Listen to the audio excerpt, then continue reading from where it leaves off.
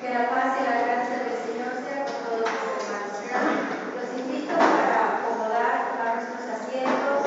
También les quiero pedir de favor que su celular lo pongan ya sea en modo avión o lo apaguen o en silencio. El tema que a continuación vamos a abordar es un tema delicado y sí pide de toda nuestra atención, pero también cuidado, ¿verdad?, en su celular.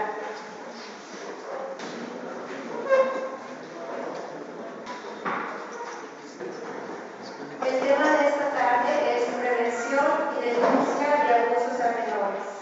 Y lo que nos vamos a enfocar es cómo proteger a la iglesia. Una de las razones principales por las cuales el Espíritu de Dios ha querido que abordemos este tema es porque en los litigios aquí en Estados Unidos, en las demandas que son archivadas todos los días en todos los juzgados a través de toda la nación de Estados Unidos, la principal causa de demandas contra las iglesias es el abuso sexual de menores. Se ha hecho un estudio, una investigación de todas estas demandas que en todos los estados de lo que compone Estados Unidos se ha visto cuáles son los factores más frecuentes que sobresalen, cuál es el patrón que se repite en todas estas demandas a las iglesias, y los jueces, los abogados que litigan estos casos han encontrado ciertos puntos que, como les digo, se repiten en todas las demandas. Para eso es importante que nosotros los conozcamos, para poder prevenir a la iglesia e evitar que resulte algo similar en la iglesia local en la que cada uno de ustedes está. ¿Cuál es uno de los casos que los jueces han visto? Cambios, traslados y ocultación. ¿A qué se refiere esto? Se refiere a que al agresor se le fue cambiado, se le fue trasladado o se ocultó que había cometido este acto. Otro de los asuntos que también es común y se repite en todas las demandas y litigios en toda la nación de Estados Unidos es que en las iglesias no denuncian el abuso. La tercera causa es la falta de cuidado razonable en la selección y retención de voluntarios y empleados. Estos tres primeros incisos son las tres cosas más repetitivas que en los cientos de casos que se archivan en todo el año en Estados Unidos, las tres cosas que resaltan y que se repiten casi en todas las demandas a las iglesias que tienen que ver con abuso de menores contienen alguna de estas cosas que la iglesia faltó, que no estuvo al tanto. Entonces, aquí el problema es que hay una ampliación del plazo de prescripción. Todos los estados de Estados Unidos, casi todos, hermanos, es raro que no ha ampliado. ¿Qué quiere decir esto de la ampliación del plazo de prescripción? Quiere decir que una víctima de abuso sexual puede hacer una demanda, entablar una demanda a la iglesia, en donde fue, en la perspectiva de esta víctima, la culpable de su abuso, ya no prescribe el tiempo. Hay ciertas demandas que uno tiene 1 año para demandar, 2 años para demandar, y si no demanda dentro de este plazo, prescribe. Ya no puede uno demandar después. Aquí, atención a esto, porque el abuso de menores ya no tiene en los mayores de los estados esa prescripción. Entonces puede darse el caso que de aquí a 40 o 50 años, una persona que a los, por ejemplo, 10 años dice que fue abusada sexualmente, que demande 40 años después, ya la persona tiene 50 años. Entonces ya no hay término de prescripción. Y para eso es muy importante las coberturas de seguro.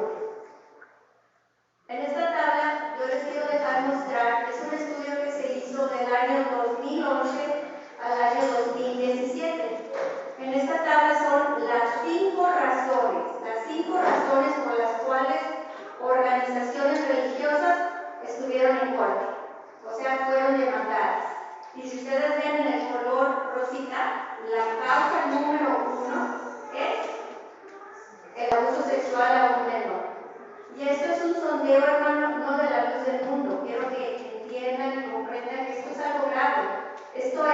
el sondeo en toda religión, asociación religiosa de cualquier índole, de cualquier rama.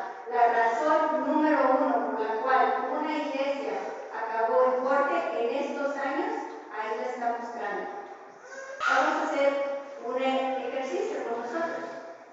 Levanten la mano, todos aquí, los que en el tiempo que llevan en la obra al cargo de una iglesia local haya escuchado a una víctima que le venga y les confiese que fue abusada, o hayan escuchado la confesión de un agresor que violó a alguien. Levanten la mano. Pueden ver entre ustedes que esto también ocurre entre nosotros.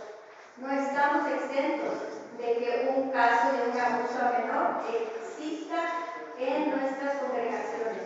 Por eso es que esto lo estamos trayendo a la mente ahorita. Es muy importante ejercitarnos y capacitarnos en cómo vamos a responder. Existe aquí en Estados Unidos la ley que se le conoce como privilegio clérigo penitente.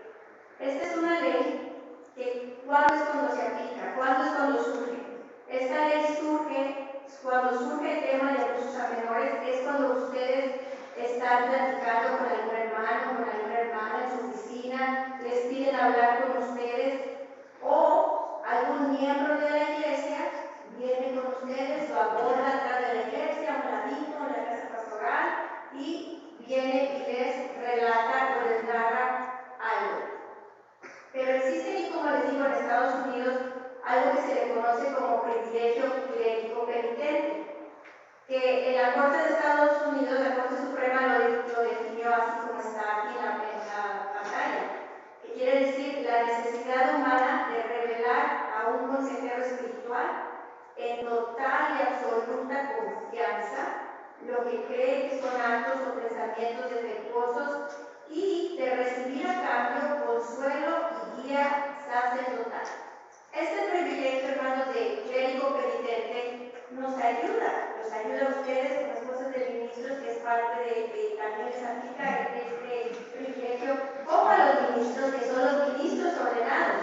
Esto da la confianza de que cualquier persona pueda venir con ustedes en total y absoluta confianza a confesar algo, y que lo que ustedes reciban en esa confesión va a ser estrictamente confidencial, lo cual ustedes no van a divulgar a nadie más. Entonces, este privilegio es algo que la misma Corte Suprema reconoce y respeta. Pero ojo, hay una excepción. La excepción es cuando se trata de un abuso sexual a un menor. Ahí en ese caso, cuando reciben una confesión, ya sea de la víctima o del agresor, que tiene que ver con un caso de abuso sexual a un menor, ahí se rompe el privilegio. Ya no existe el privilegio.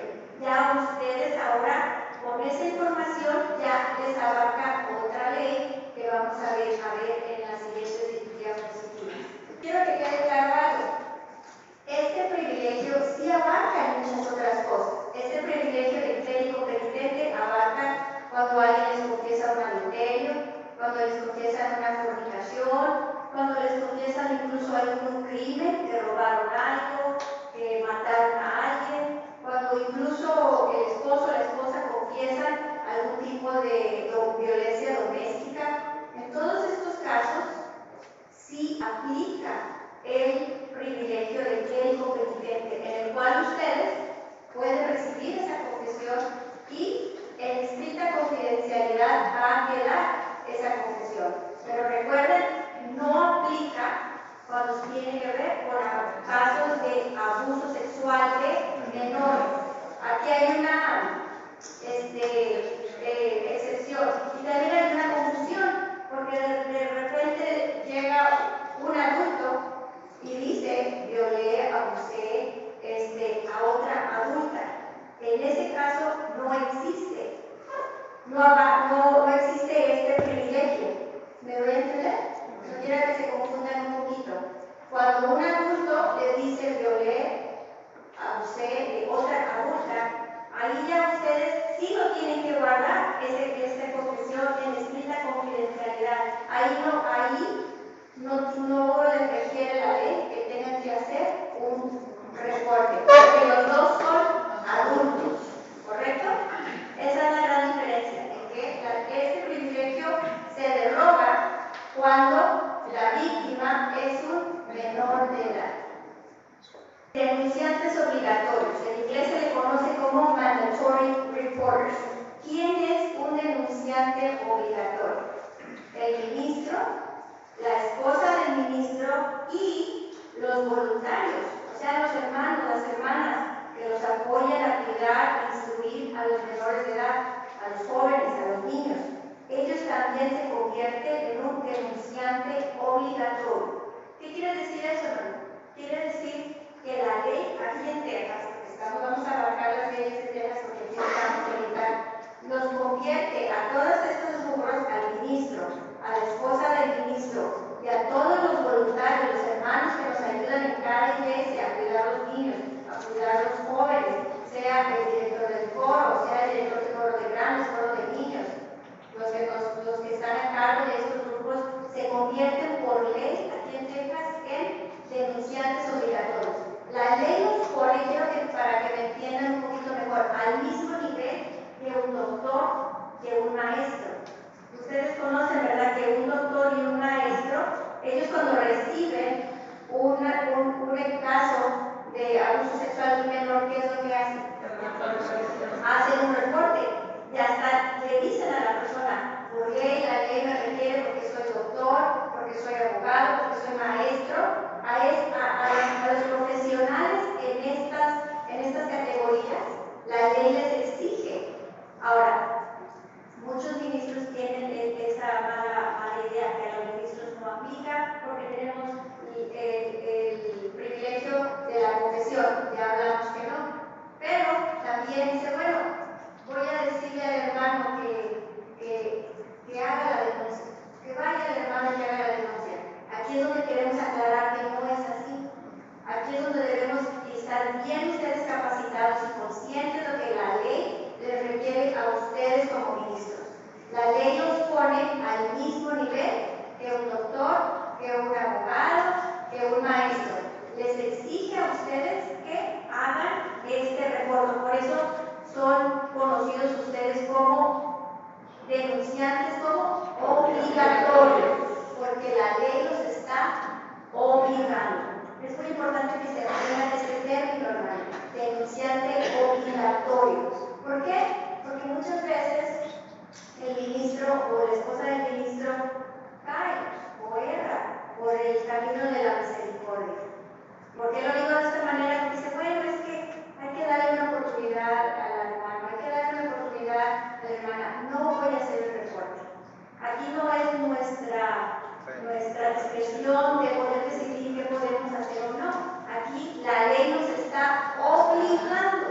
Entonces, cuando el hermano o la hermana viene y les dice algún caso de estos, ustedes con entera confianza pueden decir, no es que yo quiera, me obliga la ley. Pero yo estoy aquí para apoyarlo espiritualmente, yo estoy aquí para aconsejar espiritualmente a ambas partes, a la víctima como al agresor, porque ambos tienen un alma que nuestro trabajo es que se salve, ¿verdad? Entonces, el hacer el reporte es algo muy exclusivo y muy separado, que la ley los obliga. Y esas son el lenguaje, las palabras claves que ustedes deben de saber y memorizar y usarlas en su práctica. Es mandatorio hacer un reporte cuando un denunciante obligatorio, o sea, ustedes, que son denunciantes obligatorios, tienen un conocimiento o sospecha razonable que un menor de edad ha sido víctima de abuso o negligencia. Vamos a entender un poquito más lo que es conocimiento. Conocimiento es que ustedes de primera fe saben y conocen que hubo un tipo de abuso a menor. ¿Por qué? Porque la persona les está diciendo a ustedes, ya sea en la oficina, en ese lugar de confesión, en lo que están haciendo, les están diciendo directamente a ustedes, ya sea la víctima o el agresor. O porque ustedes, como están sentados en la parte de atrás, nuestro deber es estar observando ¿verdad? A los hermanos, a los niños, a los jóvenes que van entrando, es nuestro deber observar. Si yo estoy en la parte de atrás y veo que entra un niño, una joven, una jovencita, una hermana o un hermano con unos moretes grandes, ¿qué es mi deber hacer? Yo lo estoy viendo que la persona tiene una lesión, tiene una marca. Eso entra en el conocimiento. No hay que esperar que la persona verbalmente nos exprese. Si es obvio para ustedes que algo está pasando, eso ya entra parte de que ustedes están en conocimiento. La otra es la sospecha razonable, que significa que una persona razonable, basándose en su experiencia o capacitación, sospecharía que hay abuso o abandono, basándose en las observaciones o información disponible. No se requiere que uno tenga la certeza que ha ocurrido un abuso o alguna negligencia. Aquí vamos a entrar un poquito más en lo que es la diferencia entre el abuso y la negligencia, porque en estas dos cosas la ley les requiere que hagan el reporte obligatorio cuando hay abuso o cuando hay alguna negligencia aquí en el estado de Texas. ¿Qué quiere decir abuso? Abuso es una lesión mental o emocional. Por ejemplo, abuso verbal, comentarios ofensivos, gritar, usar palabras vulgares, apodos ofensivos, lo que aquí en Estados Unidos se le conoce como el bullying. Eso es parte de la definición, lo que es un abuso. Otra definición de abuso es una lesión física. Por ejemplo, golpes, jalar los oídos, cachetear, patear, nalgadas excesivas que dejan marcas. Otro tipo de abuso, tercer tipo de abuso, es una conducta ya sexual. Por ejemplo, una violación, manoseos, caricias, besos, acoso. Entonces, en estas tres rubros se define lo que es un abuso, ya sea mental, físico o sexual. Mental, físico o sexual entra en la definición de lo que es un abuso. Ahora veamos lo que es una negligencia. Negligencia incluye colocar a un niño en una situación en la que estaría expuesto a un riesgo sustancial de conducta sexual perjudicial para el niño, o no retirarlo de dicha situación, o colocar a un niño en una situación en la que estaría expuesto a actos u omisiones que constituyan abuso. Por ejemplo, no proveer alimentos, no proveer ropa, albergue, atención médica. Todo esto es negligencia. Ustedes, al estar en la parte de atrás de los templos, pueden detectar con su experiencia y ver. Si ven a un niño, a una jovencita, a un jovencito, a una hermana demacrada, se ve raro, hay algo, ¿verdad? Con su experiencia pueden lograr notar e identificar. Si está usando la misma ropa todos los días, cosas así, ¿verdad? Ustedes con esa experiencia que han tenido pueden empezar a lograr, pueden ver si el niño o la niña o la jovencita es un joven que no le gusta convivir con nadie, muy serio, muy callado, o al contrario, muy agresivo, muy peleonero. Todos estos son focos, son banderas rojas que uno debe de estar atento y ver qué está pasando aquí. Y no debemos no darle importancia y pensar, ay, es que eso es un joven, una niña muy rebelde. Puede haber algo más profundo, algo que está pasando, ya sea en el hogar, en el trabajo, en la escuela, en el vecindario. Puede haber algo más profundo. Entonces, no dejemos de no darle importancia y que pensemos que el joven no hace caso. O este muchacho, o este niño es muy chillón o muy peleonero. O la hermana, ay, esta hermana no le gusta asearse, esta hermana no es limpia.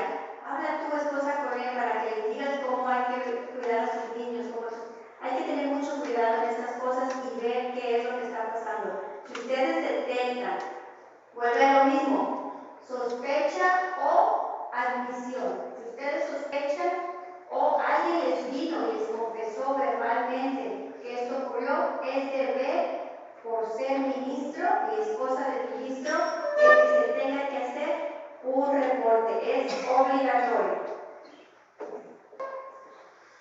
No se arriesguen, hermanos, a ustedes evaluar la situación por sí mismos. Llamen al abogado. En esta jurisdicción, yo soy la abogada asignada al estado de Texas. Entonces, si ustedes no saben, si tienen dudas, si no fueron muy claros con ustedes y la jovencita, el jovencito, la hermana, el hermano, le dio mucho redondeo, háblenme mejor. No se arriesguen a que ustedes digan, no voy a hacer el reporte porque no estoy seguro que este abuso a un menor ocurrió. No traten de investigar detalles. Que viene la jovencita, que viene el niño y les dice a ustedes, me abusó, me tocó inapropiadamente, fulana o fulano de tal, en la escuela, en la casa, en mi familiar. Ustedes no digan, ok, déjame ver eso, y empiecen a llamar a la mamá, al papá, a los hermanos, a las amiguitas, y empiezan a hacer su propia investigación, porque ustedes quieren corroborar, ustedes quieren saber y ver, ¿verdad? Que sí es cierto, antes de hacer una queja.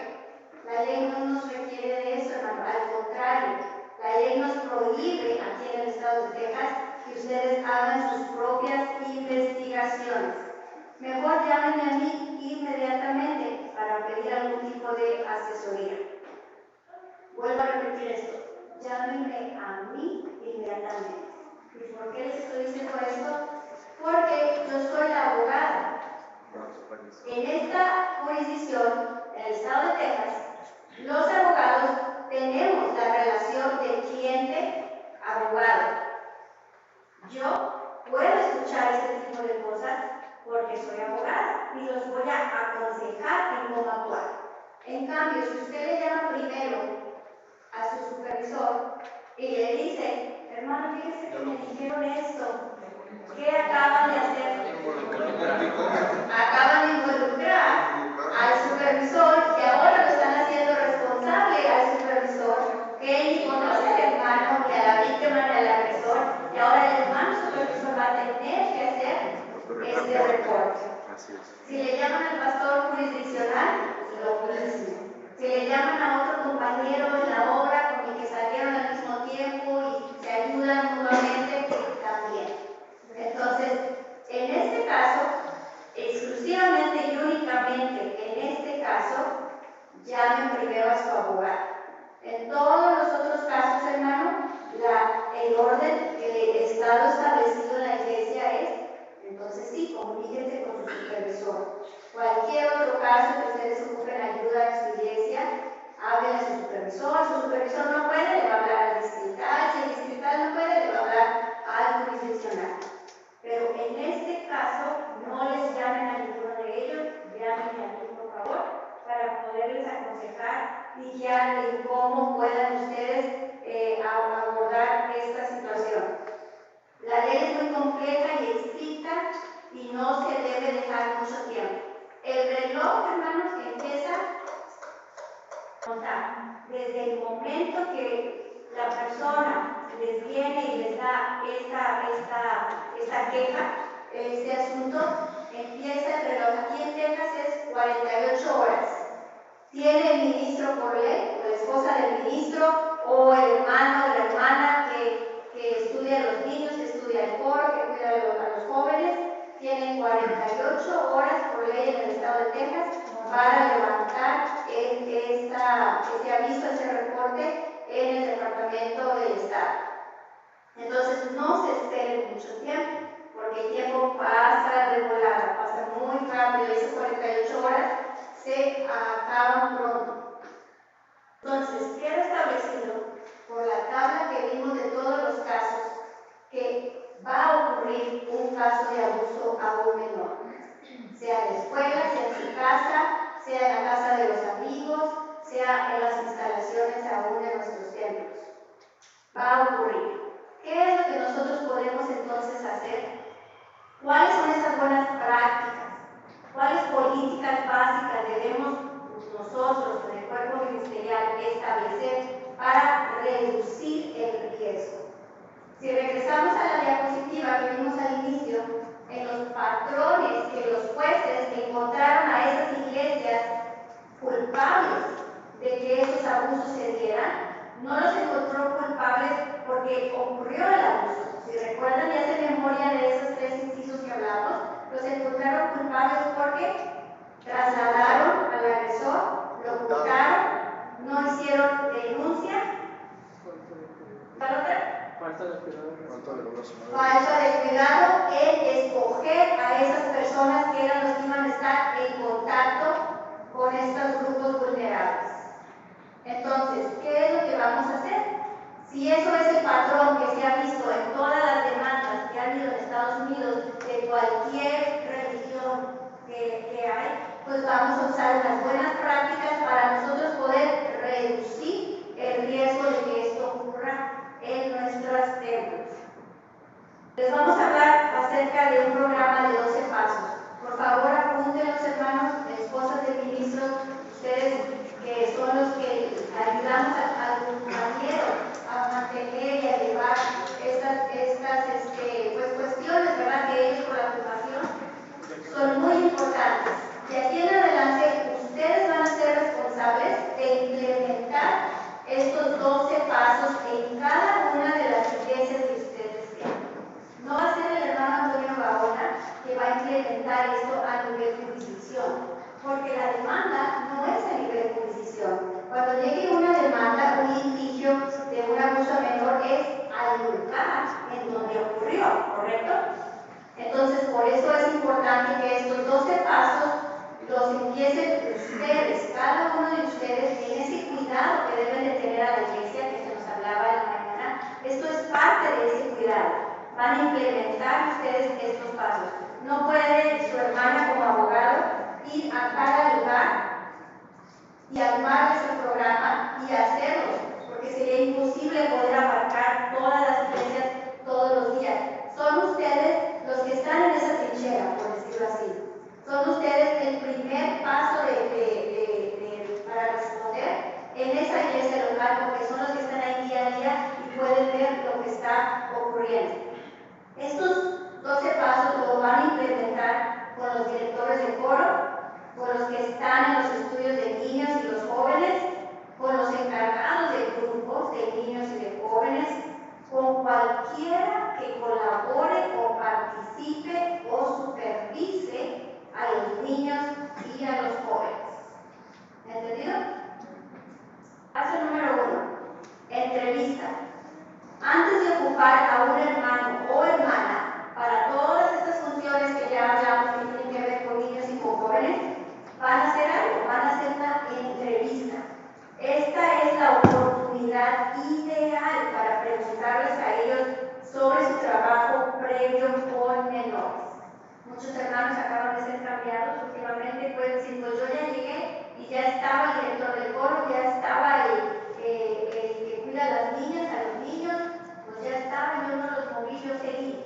Es su deber, como nueva administración que está haciendo, poder hacer estos pasos e implementar esto de hacer una entrevista, llámenos a los hermanos en particular, uno por uno en particular. Vamos a hacer un tipo de entrevista, como cuando uno va a aplicar para una plaza en algún trabajo.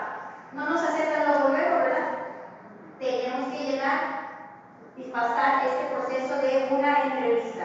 Entonces, en ese momento, hermanos, van ustedes a preguntarle a ese hermano, van a preguntarle a esa hermana todo tipo de preguntas, situaciones personales de ella, para que ustedes puedan saber y conocer qué experiencia tiene realmente este hermano o esta hermana para cuidar a los niños, para cuidar a los jóvenes, para impartir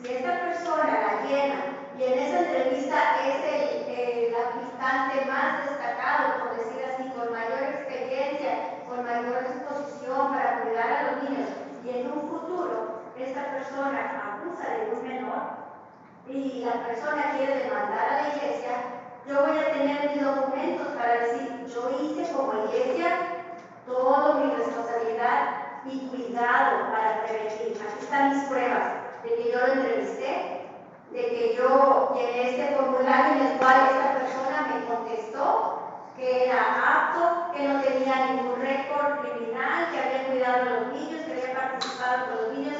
Estos archivos nos van a ayudar a defendernos en una demanda, que crea, hermano, que ya las estamos teniendo. Aquí en el estado de Texas no nos han llegado, pero en otros estados sí. Si gusta, hermano, vamos a hacer las preguntas para el final, si nos alcanza el tiempo, por favor, ahí disculpe, hermano. Entonces, estas solicitudes, estos formularios, tu hermana se los va a hacer llegar para que los tengan. Estos formularios ustedes los van a guardar en la oficina del ministro, no se los van a llevar con ustedes cuando haya cambio de ministro, van a crear una carpeta o una sección que sea aplicación, solicitudes de voluntarios para estudiar a los niños, a los coros, a todos los grupos que ya hemos hablado. Y no se van a tirar. Cuando hay cambio de ministro, es muy importante que al que le dejen las llaves para que las entregue al nuevo ministro, esa persona sepa que no va a mover nada de la oficina del ministro. Esos archivos ustedes deben de tener un archivero de su oficina del ministro con llave, en donde puedan guardar todos los archivos y expedientes confidenciales que ahorita vamos a hablar más adelante. Número 3, referencias. ¿A qué nos queremos decir con referencias institucionales? Es que ustedes puedan obtener esa información de donde, por ejemplo, este hermano o esta hermana era miembro antes. O a lo mejor este hermano o esta hermana es maestro de alguna escuela. O es el coach de un grupo de deportes. Hay que conseguir la referencia. Como les di en el ejemplo, llega el hermano, llega al ministro de la iglesia, ya estaba el que cuida a los niños, el que cuida a los jóvenes, yo ya no le voy a mover, ya estaba. Es nuestro deber, que ahora vamos a empezar a implementar, que ustedes le llamen al ministro previo. Oiga, hermano, ¿cómo era este hermano? O a lo mejor es necesario que le llamen al otro ministro que estaba antes del otro ministro. La diferencia es que sean necesarias, hermanos, llamar a los ministros previos. Si estos, como les digo, son hermanos, hermanas que son maestros, que son coach, a donde ellos se desempeñan, también, por favor, que puedan pedir esa referencia. Porque si ustedes le hablan, por ejemplo, vamos a hablar que no es un hermano que quedó como encargado de coro, sino que ahora ustedes en el tiempo que están allí ven la necesidad de cambiar al director del coro y van a poner a alguien más, ya ustedes en su administración, en el tiempo que llevan ahí, no nada más pónganlo así y ya, deben de pedir referencias del ministro anterior, así como cuando hay a nosotros nos han pedido referencias cuando hay algún traslado, cuando hay algún cambio, cuando se van a unir de diáconos, de pastor, piden referencias a los hermanos, ¿verdad? De la misma manera vamos a empezar a implementar, a pedir referencias. ¿Qué tal que le llamas al ministro previo y dice, no, hermano, esta hermana que usted quiere poner como maestra de los niños, no se la recomiendo? En mi tiempo se la agarraba pellizcando a todos los niños. Pero esta es la única hermana que se dispuso, es la única que quiere, que levanta la mano, que quiere ayudarme, no encuentro a nadie más. Pero ¿cómo vas a poner a una hermana que se conoce y tiene la referencia, que es la que se agarra pellizcando a todos los niños? Entonces, es muy importante, hermanos, que tomen esto muy seriamente, hay que pedir referencias. La clave o la pregunta clave que van a hacer ustedes a estos ministros previos, a estos lugares de trabajo, si trabajan en los hermanos como maestros, ¿verdad? O como coaching en algún lado, les van a preguntar, ¿conoce alguna razón por la cual esta persona no sea apta para trabajar con menores? Esa es la pregunta clave.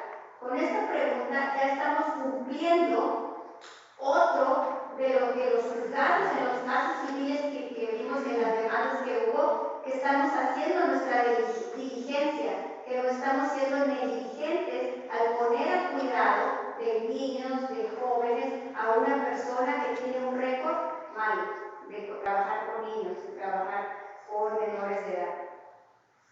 Número 4, la regla de los 6 meses. Antes de que ustedes pongan a alguien enfrente de estos grupos, el miembro o la miembra debe de ser miembro de esta iglesia por lo menos 6 meses antes de que ustedes lo pongan a ayudar en estos grupos. Tiene que ser miembro. ¿Por qué? Porque en esos 6 meses ustedes ya lo observaron tiempo. Ya pudieron ver su asistencia a la oración, su conducta, su disposición, ya pudieron ver cómo se relaciona y se desenvuelve con los otros hermanos. Les da oportunidad a ustedes de poder evaluar a este hermano o a esta hermana. Número 5, comparar. Comparar las políticas de la iglesia con las otras organizaciones benéficas y las escuelas públicas. ¿A qué nos referimos con esto de comparar? Nos referimos a lo siguiente. Si en todas las escuelas del área de Houston, para admitir, por ejemplo, a un maestro para que cuide a los niños, se le requiere un récord criminal, pues nosotros también debemos implementar eso, porque el día que nos demanden aquí mismo en Houston, el juez que lleve ese caso va a comparar. A ver, si todas las otras instituciones que cuidan con niños hacen esto, tú no lo hiciste, eres negligente, por ende eres culpable y ahí te va una multa de millones de dólares, porque eso es lo que se viene acabando de pagar en una demanda de abuso a un menor, millones de dólares. Entonces vamos a comparar si todas las otras iglesias evangélicas o de cualquier religión utilizan X tiempo, pues vamos a ver, porque nos van a medir, hermanos, a la hora del juicio, nos van a juzgar y nos van a medir con la misma regla, cuál es el patrón que todos los demás estuvieron haciendo. Y si yo me veo como la única iglesia que no utilizó ese mismo patrón, entonces vamos a ser encontrados negligentes. Número 6. El abogado de la jurisdicción debe periódicamente revisar las políticas. A eso nos referimos. Ese trabajo de tu hermana está viendo las escuelas públicas, está viendo los hospitales, qué es lo que ellos están implementando para prevenir que ocurra un abuso sexual a un menor. Lo mismo tenemos que empezar a aplicar, aunque no seamos una escuela, aunque no seamos un hospital, pero la ley nos pone al mismo nivel cuando se trata de cuidado a los menores de edad. Coberturas de seguro. ¿Cuántos de aquí han visto la cobertura de seguro de su iglesia? Levante la mano. La deben tener, hermanos. No es broma. Esto es algo muy serio. Como les digo, la ampliación de poder hacer una demanda de un abuso sexual ya no tiene límite. Entonces, se puede dar el caso que de aquí a 40, 50 años vamos a recibir una demanda. Aquí, hace poquito, por ejemplo, hubo una protesta afuera del templo, donde una de las personas protestantes traía un cartelón que decía que ella fue víctima de abuso sexual. Yo conozco a esa persona, era miembro de esta iglesia, yo era miembro de esta iglesia. En todo el tiempo que ella estuvo aquí, nunca dijo nada, pero ahora resulta que 40 años después, allá afuera en esa protesta, sale con un cartelón diciendo que fui víctima de abuso sexual de un miembro de esta iglesia. ¿Cómo nos vamos a poder ayudar a defender estos casos que nos van a surgir? Quizás ustedes ya no estén en Texas dentro de 40 años, van a estar en algún otro lado. Entonces, que es muy importante que regresen a sus iglesias, le pidan a la Comisión de Finanzas, a la Comisión de Contemplo, al que abre el buzón y recoge los correos, a la persona indicada que ustedes vean ahí, que hay que empezar a crear una carpeta, un archivo, en donde todas las aseguranzas las pongan. Las aseguranzas, recuerden, es por un año. Entonces, ¿qué quiere decir? Que la aseguranza que tienen ahorita se va a vencer en un año. Entonces, muchos hermanos, cuando andan haciendo la limpieza en la oficina y ven muchos papeles, no les entienden, porque ustedes han visto la póliza de seguro, que viene el paquete así de grueso, nadie lo quiere abrir, nadie lo quiere leer, ¿verdad? Porque está letrito chiquita, ni le entendemos qué está diciendo muchas de las veces. Entonces los hermanos se agarran limpiando en la oficina y tiran todos los papeles que no limpies. Entonces, de aquí a 40 años, cuando llegue esa supuesta víctima a demandar a la iglesia porque fue abusada, y diga, bueno, tenía cobertura, la cobertura actual de ese momento, cuando llegue la demanda en un futuro a 40 años, no nos va a cubrir, para que no les quede esa mala idea. La cobertura de aquí a 40 años no va a cubrir la cobertura del año que la supuesta víctima dice que le ocurrió. Entonces, si ocurrió en el año 2000, debemos estar seguros que tenemos la cobertura del año 2000. Porque si no tenemos la cobertura del año 2000, ¿quién va a pagar esa demanda en el caso de que seamos hallados culpables? La iglesia la va a tener que pagar. Entonces, hermano, por favor, concienticen a las comisiones, que son las que tienen más acceso a estos papeles. No pueden tirar ninguna póliza de seguro. Pero alguien puede decir, ay, no pasa nada, le voy a hablar a State Farm, le voy a hablar a Church Mutual, le voy a hablar que me envíen una copia de mi aseguranza. ¿Ustedes creen que la aseguranza les va a dar la copia? No. Créanme que ya ocurrió algo. Si están demandando ahorita en el año 2023 y están diciendo que fue por algo que ocurrió en el año 2000 y todavía existe, vamos a ir a eso, ¿verdad? En el raro caso de que el mismo comisionado todavía esté en la comisión 20 años después y que nos diga, siempre hemos mantenido la misma aseguranza todos estos años, no hemos cambiado de aseguranza. Entonces es muy fácil, le voy a hablar a State Farm, a Church Mutual, que me dé la póliza de hace 20 años. No nos la van a proveer. ¿Saben por qué? Porque ellos no quieren pagar. No les conviene, hermanos. No van a darles esa póliza. Entonces, atención, mucho cuidado. Cuiden mucho estas pólizas de seguro. Concienticen a los comisionados. Hay que crear ese archivo. Ahorita estamos todavía a tiempo. ¿Por qué estamos a tiempo? Porque ninguno de nosotros ahorita hay ninguna demanda de abuso sexual en nuestra iglesia. Entonces, ahorita sí, si el hermano comisionado le habla a la aseguranza de 4 o 5 años y les dice, ¿sabes qué?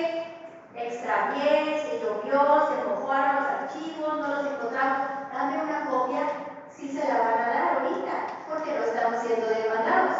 Entonces, aprovechen ahorita, traten de obtener todas esas coberturas, porque uno nunca sabe que de aquí a 20, 30 años va a existir una demanda y debemos de tener esa cobertura para poder comprobar que estamos asegurados y en el caso de que la iglesia sea encontrada como negligente y pierda la demanda, tengamos ese seguro que pueda cubrir.